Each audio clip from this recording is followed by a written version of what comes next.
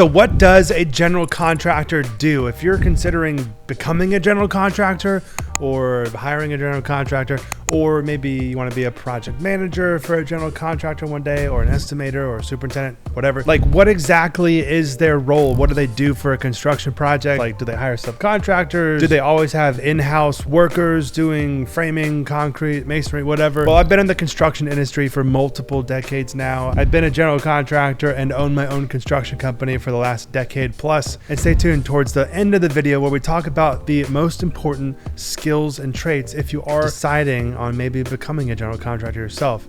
Then this video is for you. So let's dive in. So if you're a little bit newer to the construction industry and you don't even know, like, what is a GC? Like, what does a general contractor do? Ultimately, a general contractor is the bridge that bridges the gap between the owner, someone who wants to do a construction project, and the actual realization of the construction project actually being done. This is the person is pretty much the liaison to everyone. So a general contractor will typically hire a bunch of subcontractors or in-house. It can go either way. I personally don't actually do really any in-house work. We maybe like install the doorknobs or do a little thing a little here and there, but like, you know, putting the closers on the door, like just little stuff. But I don't actually, this is my personal business. There's a lot of general contractors that actually do this and they can make more money, but you have to keep these workers busy. What we do is we just subcontract every little thing. We have great relationships with all of our subcontractors. So it's the general contractor's duty to organize this whole project, and the GC will typically have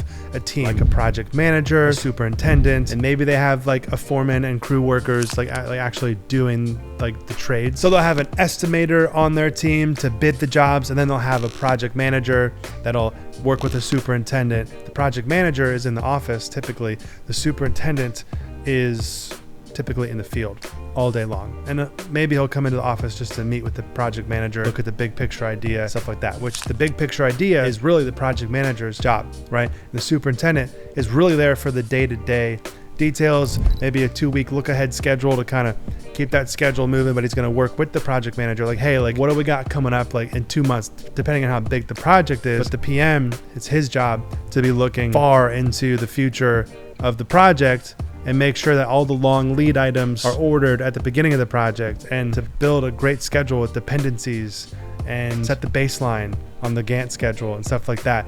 If you have no idea what I'm talking about, it's just pretty much like you lock the schedule, and then anything that moves after that, you lose a day or you add a day, like negative, positive on the Gantt chart. And so you can kind of track a baseline of what happened. And there's also critical path, which I won't dive into that. It's like this isn't a scheduling video. Yeah, the PM and the super, those are really, really important roles. And those are people that work for a general contractor. So a lot of times people will GC it themselves. You know, like this could work for like smaller projects, right?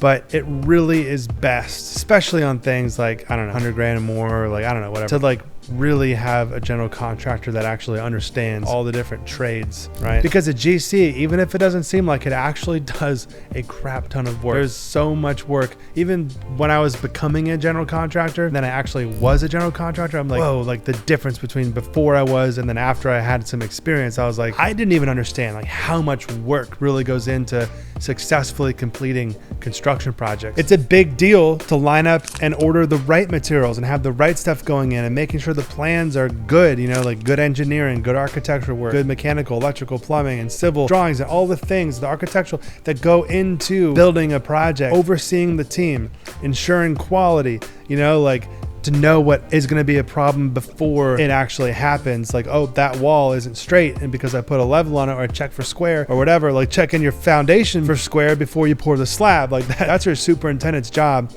And it's best if a good PM will go out and double check those really important check marks, you know, like that, checkpoints. So a lot of times the general contractor's job is not to be on the tools. And I talk about that a lot on this channel about, you know, you guys that are, you might not be watching this, but that are really, farther along in your GC journey, like, at this point that you watch a lot of my videos, the GC's job is not to be swinging the hammer, bro. There's so much mental work that goes into building a great schedule, lining up the right people, and putting the right order of operations. You can't be framing before your concrete's poured. That's a basic one, but there's so many other things that go into order of operations of a construction project that are crucial. And another big thing about being a general contractor is being a business owner. You guys hear me talk a lot on this channel about the mindset that you need to be a business owner and make sales and pay your taxes and do accounting and deal with legal issues and deal with payroll issues and deal with HR issues. There's a lot that goes on as a general contractor. Another big point that a GC does and is responsible for is risk. Managing the risk on a construction project takes a lot of forethought.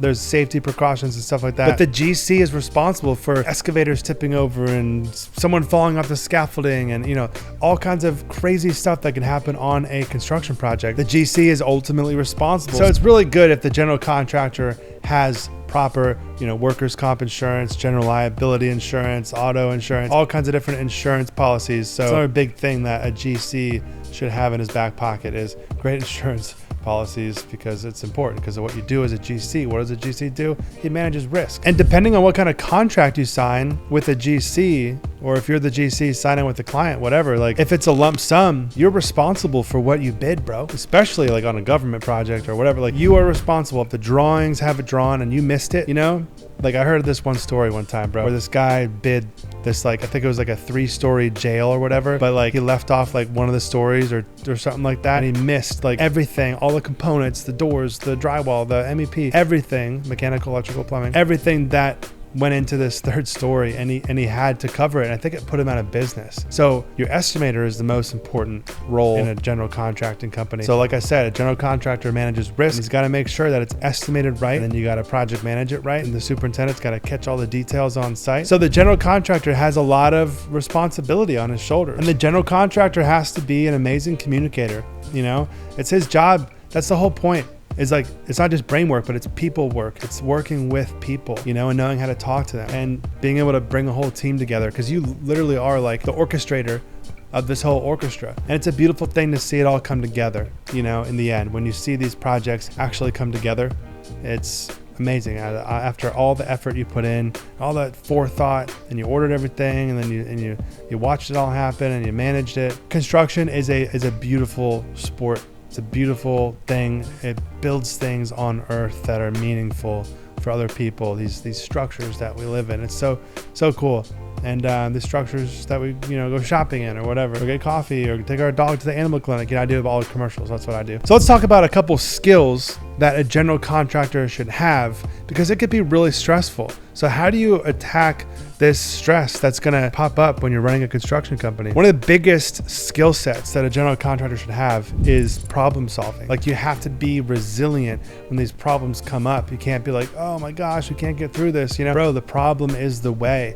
This is how you get through life's challenges, life's difficulties. You got to find a solution and just bust through it, because that's how you get to the other side of the problem. So general contractor skill set, problem solving, is a big one. And a GC's got to have an amazing sense with people. They need to be trustworthy. People need to be able to really see and trust, and they have to have a good record and all these things, past good track record.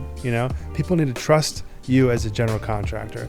And so it's an important thing to be able to communicate with people and to be able to build trust with people and have them really know you, like you, trust you for real. And a GC's got to be resilient to the stress, because the stress is going to happen. And it can't be like, if you're not willing to put in the work and put in the hours, then don't become a GC. It takes a ton of work to get it going in the beginning. My coaching program helps you through the whole process and gets you streamlined. I wish I had this thing when I was starting. Oh my gosh. But it took me many, many years to actually automate my construction company, so I don't have to work in my construction company. Like, I literally spend 1 hour a week managing my construction company, and I just meet with my C-suite, my CEO and my COO, and they give me everything I need to know, how everyone's doing with the culture, how the sales are, everything like that. So anyway, if you're interested in running that kind of construction company, that kind of business that actually gives you freedom, then just check out jesselane.com, or you can find the link in the description or the comments or whatever. And I'd love to have you an automation blueprint coaching program. Another skill set that a general contractor should have have is competence in construction.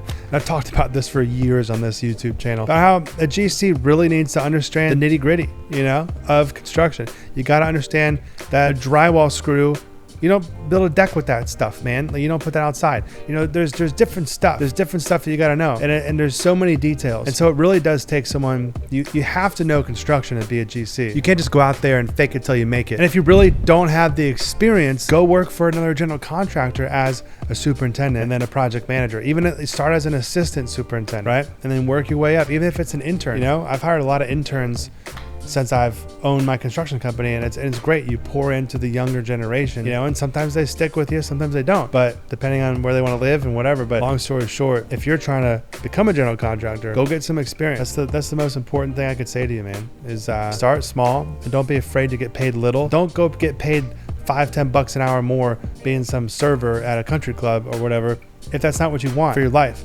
Go and sacrifice for a couple years or whatever, get the experience, and then branch out, and you have this experience for your life skill set. A GC needs to be able to build an amazing schedule and have forethought and see things through and really just get in there and be able to think through the order of operations on a project. He also needs to have an amazing network of people that he can plug into each one of these actual like pieces of a construction project.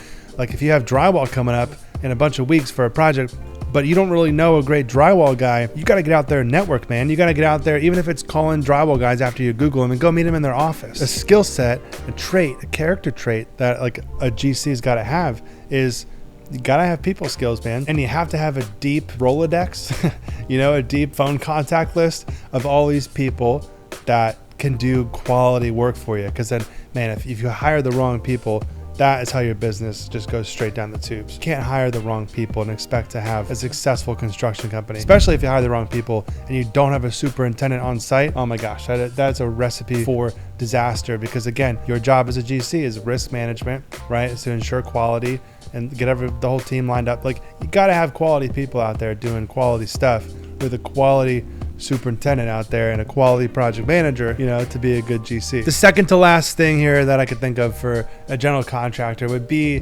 negotiation skills. And I made a couple YouTube videos about this in the past, but you got to be able to, you got to haggle a little bit sometimes, you know, not like a haggle, but you have to anchor. You know, I talk about anchoring a lot. Like, you know, you want it for the electrical guy, 25 grand, you know, you have to kind of maybe set it like, well, our budget's 18 grand, like whatever, kind of work it, and you get it for 22.5, whatever. So you made a couple $1,000.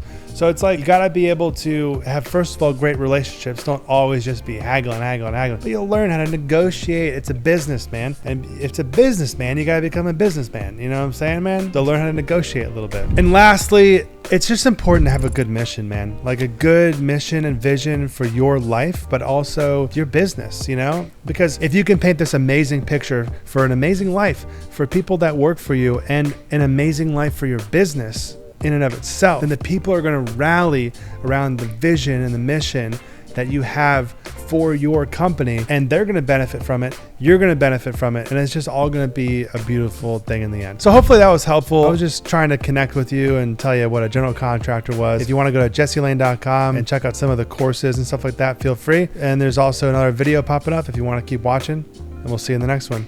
Peace.